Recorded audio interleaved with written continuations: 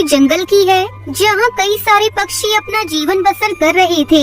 उसी जंगल में टुनटुनी नाम की गरीब चिड़िया, जो अपनी बूढ़ी माँ टोनी चिड़िया के साथ एक छोटे से घोंसले में रहती थी। एक दिन टुनटुनी चिड़िया अपनी माँ की दवाई लेने जंगल के एक बंटी कबूतर के पास आती है। वहाँ जंगल के दो छिछोरे पक्षी बाज और कालू कौवा भी खड़े थे।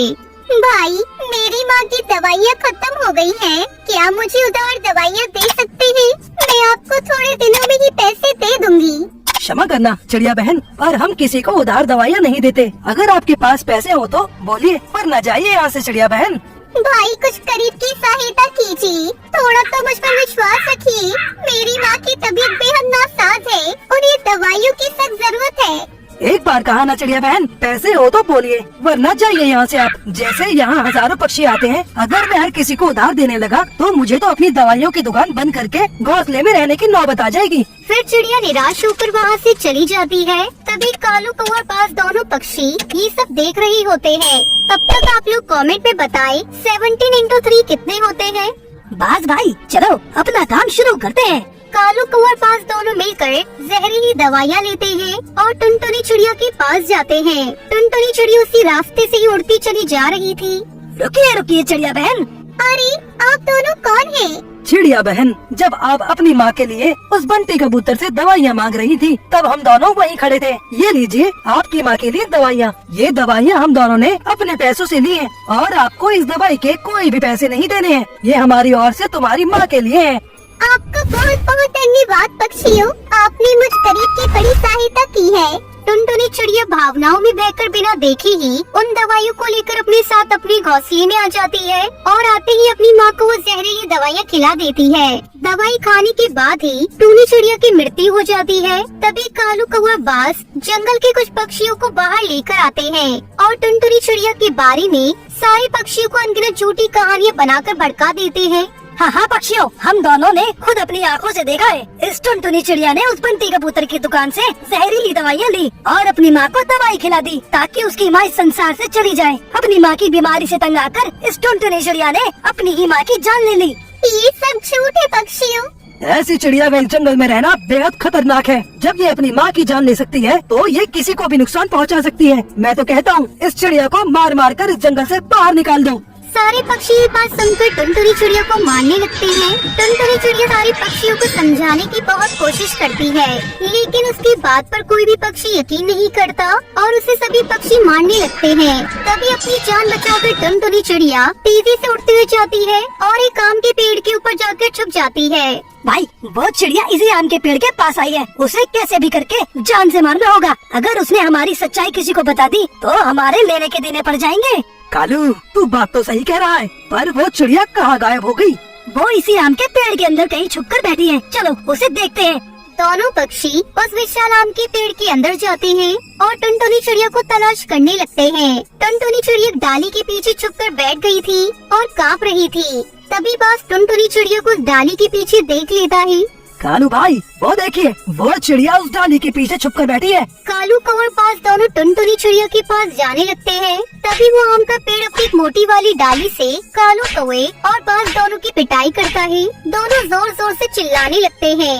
अरे बाप रे, ये क्या हो गया? ये क्या हो रहा है? अरे बाप रे, अरे बचाओ रे, अरे ये पेड़ कैसे मार रहा है हमें? टुनटुनी चिड़िया ये सब देखकर आश्चर्यचकित हो जाती है। अरे बाप रे, ये आम का पेड़ कैसे इन पक्षियों को मार रहा है? ये सब कैसे हो रहा है? कालू और बाज दोनों और तेजी से वहाँ से भाग जाते हैं। अरे बाप रे, ये आम का पेड़ तो बहुत खतरनाक लग रहा है। इससे पहले कि मुझे भी मारना शुरू कर दे, मुझे यहाँ से निकल जाना चाहिए। तभी वो आम का पेड़ टुनटुनी चिड़िया को आवाज लगाता है। चिड़िया बहन, मुझसे डरने की आवश्यकता नहीं है, मैं तुम्हें कोई नुकसान नहीं पहुंचाऊंगा। मैंने जब देखा कि तुम उन दोनों पक्षियों की वजह से जान बचाकर मेरे अंदर आकर छुप गई थी, ये देखकर मैंने उन दोनों पक्षियों को पीटा ताकि वो यहाँ से भाग जाएं और तुम सुरक्षित रह सको। आपका बहुत बहुत धन्यवाद पेड़ भाई, कम से कम आप तो इस जंगल में है जो मेरे से हमदर्दी कर रहे हैं, वरना जंगल के सारे पक्षी मेरी जान के दुश्मन बन गए हैं। क्यों चिड़िया बहन? तभी टुनटुनी चिड़िया आम के पेड़ को सारी बात विस्तार से बताती है। आम का पेड़ जब टुनटुनी चिड़िया की सारी दास्तां सुनता है तो उसे बड़ा रोना आता है। चिड़िया बहन, आपकी बात सुनकर तो मेरी आंखें ही भर आई। आपके साथ इतना सब हो गया, ये सुनकर बहुत अफसोस हो रहा है। पेड़ भाई, इस जंगल का एक भी पक्षी मेरी बात नहीं सुन रहा। अब मैं क्या करूं? मुझे मेरी माँ की अंतिम विदाई करने का भी अवसर नहीं मिला। उन दोनों पक्षियों ने आपके साथ ऐसा व्यवहार किया है, ये बात आपने पहले क्यों नहीं बताई चिड़िया बहन? वरना तो मैं उन दोनों पक्षियों को यही जान से मार देता। अब आपको चिंता करने की आवश्यकता नहीं है चिड़िया बहन। आप मेरे ऊपर अपना हौसला बना लो और यहीं रहो। आपको यहाँ किसी बात का खतरा नहीं होगा। पेड़ भाई, अगर फिर से वो पक्षी मुझे मारने यहाँ आ गए तो? चिड़िया बहन, अब मैं आपका दोस्त हूँ। आने दो उन दोनों पक्षियों को। मैं ऐसा मजा चखाऊंगा कि वो अपने आप को नहीं पहचान पाएंगे। अब आप यहाँ आराम से रहो। आम का पेड़ तुरंत अपनी एक डाली पर एक बड़ा सा घोंसला बना देता है। उसके बाद टुनटुनी चिड़िया आम के पेड़ के ऊपर उस घोंसले में रहने लगती है और उसी आम के पेड़ के आम खाकर अपनी बाकी जिंदगी खुशी खुशी गुजार देती है।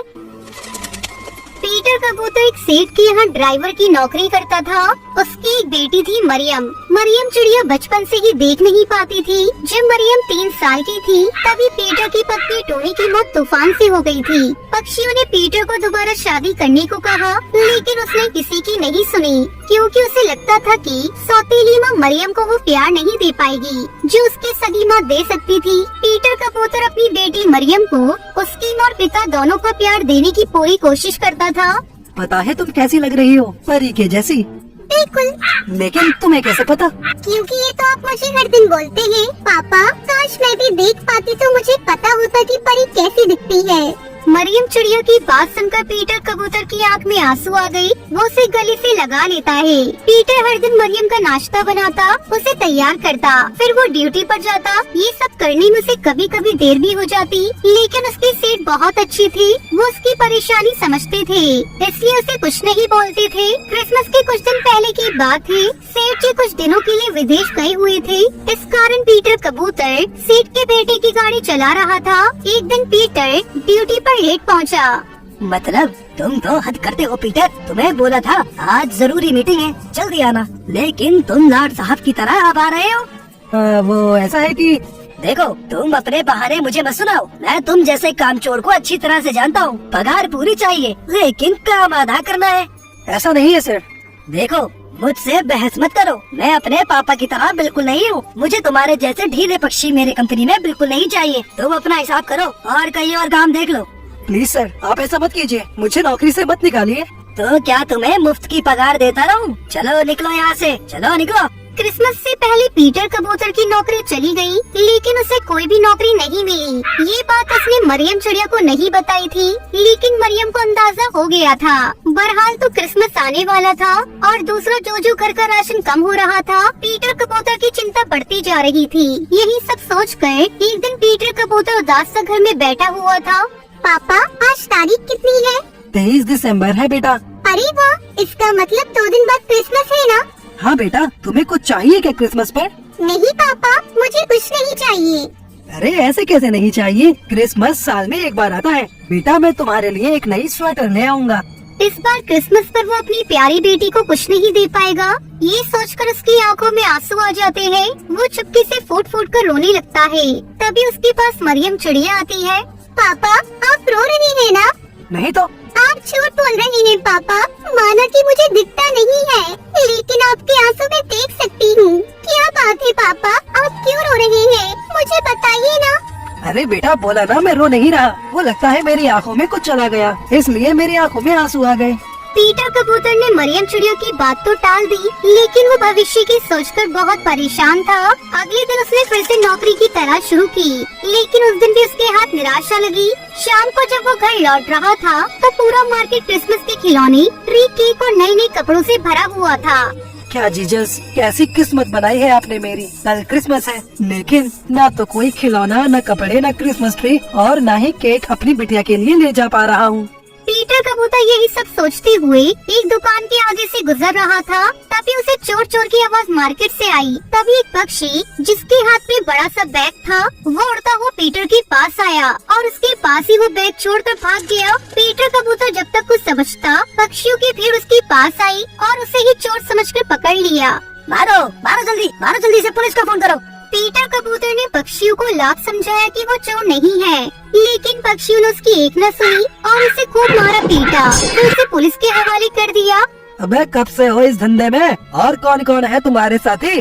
साहब मैंने कहा ना मैं चोर नहीं हूँ, मुझे छोड़ दीजिए। मेरी बेटी घर में अकेली है, वो बेचारी देख भी नहीं सकती। प्लीज मुझे घर जाने दीजिए ना। झूठ बोलना बंद करो। चोरी करने से पहले अपनी बेटी का ख्याल नहीं आया क्या तुम्हें? रुपयों से भरा बैग लिए तुम्हें लोगों ने रंगे हाथ पकड़ा है और तुम कह रहे हो तुम चोर नहीं हो। साहब कभी कभी आंखों देखा भी तो सच नहीं होता। तू मुझे ज्यादा ज्ञान मत दे। तुम जैसे शातिर चोरों का मुंह कैसे खुलवाना है यह मुझे अच्छे से पता है। इंस्पेक्टर साहब ने फिर से उसकी पिटाई शुरू कर दी। दूसरी और काफी रात होने पर जब पीटर घर नहीं आया तो मरियम चिड़िया काफी परेशान थी। आज काफी देर हो गई है, पापा अभी तक घर नहीं आए हैं। पता नहीं क्या बात हो गई। ओ जीजस सब ठीक रखिएगा, मुझे पापा की चिंता हो रही है। मरियम चिड़िया रात भर आंखें बंद कर जीजस से प्रेयर करती रही, लेकिन रात से सुबह हो गई, पीटर घर नहीं आया। अब तो मरियम चिड़िया का रोते रोते बुरा हाल हो गया। उसे कुछ समझ नहीं आ रहा था कि वो क्या करे। जीजस आप भी गरीबों की नहीं सुनते। चर्च के फादर कहते हैं कि सच्चे मन से की गई प्रार्थना का आप उत्तर देते हैं। मैंने तो पूरे मन से आपसे प्रेयर की, लेकिन आपने कोई जवाब नहीं दिया। अगर आपको लगता है कि आपके बिना मैं अपने पापा को नहीं ढूंढ सकती, तो ये आप गलत सोचते हैं। आखिरकार मरियम चिड़िया ने खुद ही अपने पापा को ढूंढने का फैसला किया और घर से निकल गई। अपने पापा के बिना कभी इस तरह घर से बाहर नहीं गई थी। उसे जंगल की भीड़ भाड़ का अंदाजा नहीं था। वो किसी तरह गिरते संभलते अपने पापा का नाम पुकारते आगे बढ़ रही थी। दूसरी ओर पीटर भी मार खाते खाते बेहोश हो गया था। लगता है कुछ ज्यादा ही शातिर है, बिल्कुल मुंह नहीं खोल रहा। कोई बात नहीं, इससे तो मैं बाद में निपटूंगा। इंस्पेक्टर साहब थाने से अपने घर जाने के लिए निकल गए। थोड़ी दूर उन्हें मरियम चिड़िया सड़क के किनारे बैठी हुई दिखाई दी। वो रोए जा रही थी। इंस्पेक्टर की बेटी भी मरियम की उम्र की ही थी, इसलिए उसे देखकर उन्हें दया आ गई। तुम कौन हो बेटी? इस तरह रो क्यों रही हो? तुम मुझे बताओ, मैं तुम्हारी मदद करूंगा। आपको जीजस ने भेजा है क्या अंकल? जीजस? हाँ उन्होंने ही भेजा है। अब बताओ तुम क्यों रो रही हो? मेरा नाम मरियम है। मैं अपने पापा को खोज रही हूँ, वो रात से घर नहीं लौटे हैं। क्या नाम है तुम्हारे पापा का? कैसे दिखते हैं वो? मुझे बताओ, मैं उन्हें ढूंढूंगा। बेटा क्या नाम है उनका? वो कैसे दिखते हैं? वो मुझे पता नहीं, मैंने आज तक उन्हें नहीं देखा। अरे ऐसा कैसे हो सकता है? अच्छी भली तुम दिख रही हो और कहती हो कि तुमने अपने पापा को नहीं देखा। कभी कभी आपका देखा भी सच नहीं होता है अंकल। मैं जन्म से ही नहीं देख सकती। इंस्पेक्टर ने मरियम चिड़िया की ये बात सुनी। कभी कभी आपका देखा भी सच नहीं होता है। उसे थाने में बंद चोर की याद आ गई। उसने भी बिल्कुल यही बात कही थी। उसे ये भी याद आया कि उसने कहा था कि उसकी बेटी जो देख नहीं सकती है वो उसका इंतजार कर रही होगी। ये सब सोचकर इंस्पेक्टर को बहुत दुख हुआ। वो मरियम चिड़िया को थाने ले आया। इंस्पेक्टर पीटर कबूतर को हवालात से बाहर निकालता है। साहब आप फिर से मुझे मारेंगे, मुझे मत मारिए ना। मैंने सच में चोरी नहीं की है, प्लीज मुझे घर जाने दीजिए। अरे मैं तुझे नहीं मारूंगा, मैं तो तेरे लिए क्रिसमस गिफ्ट लेकर आया हूँ, क्रिसमस गिफ्ट। इसके बाद इंस्पेक्टर ने मरियम को आवाज लगाई। पुलिस थाने में मरियम को देखकर पीटर कबूतर को अपनी आंखों पर भरोसा नहीं हुआ। उसने दौड़कर उसे गले लगा लिया। अरे मेरी परी यहाँ कैसे आ गई? मुझे ये अंकल लेकर आए पापा। हम तुम्हारे पापा को यहाँ गलती से ले आए। बेटा इसके लिए मुझे माफ कर देना। अगर किसी निर्दोष को सजा मिल जाए तो यह कानून की कमी है, लेकिन शायद जीसस को ये मंजूर नहीं था, तभी तो मरियम तुम्हें खोजने निकली और उसकी बातों से मुझे पता लगा कि तुम झूठ नहीं बोल रहे थे। I am sorry Peter. फिर सभी चर्च गए। इंस्पेक्टर भी चर्च आए थे। उन्होंने उन दोनों को मैरी क्रिसमस तो कहा ही, साथ ही एक बहुत बड़ी खुशखबरी भी उन्हें दी। हमारे पुलिस विभाग में ड्राइवर की नौकरी की वैकेंसी निकली है। मैंने तुम्हारे नाम की सिफारिश की है, बस तुम्हें ड्राइविंग टेस्ट में पास होना होगा। पीटर कबूतर ने ड्राइविंग टेस्ट पास कर लिया। अब वो पुलिस विभाग में ड्राइवर के पद पर काम करता है।